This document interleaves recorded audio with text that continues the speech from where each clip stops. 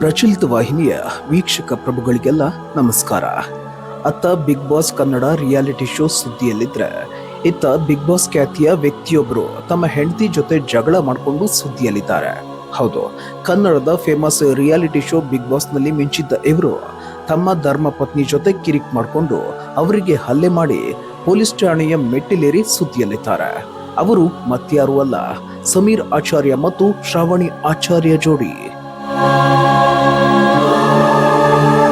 Big boss ಖ್ಯಾತಿಯ ಸಮೀರ್ ಆಚಾರ್ಯ ಹಾಗೂ ಶ್ರಾವಣಿ ಆಚಾರ್ಯ ದಂಪತಿ ಕನ್ನಡ ಕಿರುತೆರೆಯಲ್ಲಿ ಅಷ್ಟೇ ಅಲ್ಲದೆ ಸೋಷಿಯಲ್ ಮೀಡಿಯಾಗಳಲ್ಲಿ ಸಖತ್ ಫೇಮಸ್.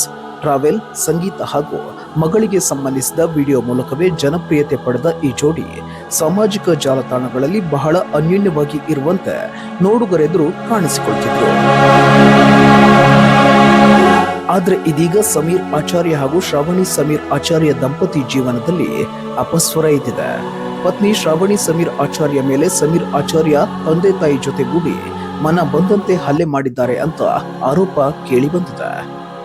ಸೆಪ್ಟೆಂಬರ್ 29ರಂದು ಶ್ರಾವಣಿ ಸಮೀರ್ ಆಚಾರ್ಯ ಎಂದಿನಂತೆ ಮನೆಯಲ್ಲಿ ಕೆಲಸ ಮಾಡ್ಕೊಂಡಿದ್ರು. ಈ ವೇಳೆ ಮಗಳು ಜೋರಾಗಿ ಅಳುತ್ತಿದ್ಲು. ಇದರಿಂದ ಶ್ರಾವಣಿ ಸಮೀರ್ ಆಚಾರ್ಯ ಮಗಳಿಗೆ ಗದರಿಸಿದ್ದಾರೆ. ಇದನ್ನ ಕಂಡ ಸಮೀರ್ ಆಚಾರ್ಯ ತಂದೆ ತನ್ನ ಸೊಸೆ ಶ್ರಾವಣಿಗೆ ಬೈದಿದ್ದಾರೆ ಎನ್ನಲಾಗಿದೆ.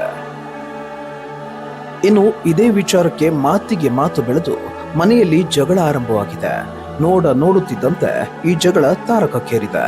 ಈ ವೇಳೆ ಸಮೀರ್ ಆಚಾರ್ಯ ಸೇರಿದಂತೆ ಅತ್ತೆ ಮಾವ ಸೇರ್ಕೊಂಡು ಮನ ಬಂದಂತೆ ಹಲ್ಲೆ ಮಾಡಿದ್ದಾರೆ ಎನ್ನುವ ಆರೋಪ ಕೇಳಿ ಬಂದಿದೆ. ಇದೇ ವೇಳೆ ಶ್ರಾವಣಿ ತಮ್ಮ ಮೊಬೈಲ್ ತೆಗೆದುಕೊಂಡು ಇನ್ಸ್ಟಾಗ್ರಾಂನಲ್ಲಿ ಲೈವ್ ಹೋಗಿದ್ದಾರೆ ಎನ್ನಲಾಗಿದೆ. ಇದರಿಂದ ಮತ್ತಷ್ಟು ಸಿಟ್ಟಿಗೆದ್ದ ಸಮೀರ್ ಆಚಾರ್ಯ ಶ್ರಾವಣಿಯಿಂದ ಮೊಬೈಲ್ ಅನ್ನ ಕಿತ್ಕೊಂಡು ಒಡೆದು ಹಾಕಿದ್ದಾರೆ. ಈ ಗಲಾಟೆಯಲ್ಲಿ ಶ್ರಾವಣಿ ಅವರಿಗೆ ಕೈ ಮತ್ತು ಮುಖಕ್ಕೆ ಗಾಯಗಳಾಗಿವೆ. ಸದ್ಯ ಶ್ರಾವಣಿ ಸಮೀರ್ ಆಚಾರ್ಯ ತಮ್ಮ ಮೇಲಿನ ಹಲ್ಲೆಯನ್ನ ಖಂಡಿಸಿ ಮಹಿಳಾ ಪೊಲೀಸ್ ಠಾಣೆಯ ಮೆಟ್ಟಿಲೇರಿದ್ದಾರೆ. ಇನ್ನು ಈ ಗಲಾಟೆಯಲ್ಲಿ ಸಮೀರ್ ಆಚಾರ್ಯ ತಂದೆಯವರ ತಲೆಗೂ ಕೂಡ ಗಾಯಗಳಾಗಿದೆ ಎನ್ನಲಾಗ್ತಿದೆ. ಒಟ್ಟಾರೆ ರಿಯಾಲಿಟಿ ಶೋನಲ್ಲಿ ಫೇಮಸ್ ಆಗಿದ್ದ ಜೋಡಿ ಸದ್ಯ ರಿಯಲ್ ಲೈಫ್ ನ ಗಲಾಟೆಯಲ್ಲೂ ಕೂಡ ಮತ್ತೊಮ್ಮೆ ಸುದ್ದಿಯಲ್ಲಿದ್ದಾರೆ. ಮನೆ ಅಂದಮೇಲೆ ಈ ರೀತಿಯ ಘಟನೆಗಳು ಕಾಮನ್. ಆದ್ರೆ ಸೆಲೆಬ್ರಿಟಿಗಳು ಅಂದಾಗ ಅವರ ಲೈಫ್ ನಲ್ಲಿ ಏನಾದ್ರೂ ಕೂಡ ಅದು ಸುದ್ದಿಯಾಗಿ ವೈರಲ್ ಆಗೋದು ಕೂಡ ಅಷ್ಟೇ ಕಾಮನ್.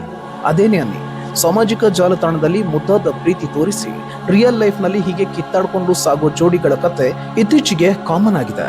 ಆದ್ರೂ ಈ ಜಗಳ ಬಗೆಹರಿದು ಈ ಜೋಡಿ ಮತ್ತೆ ಚೆನ್ನಾಗಿ ಜೀವನ ಸಾಗಿಸಲಿ ಅನ್ನೋದೇ ನಮ್ಮ ಆಶಯ.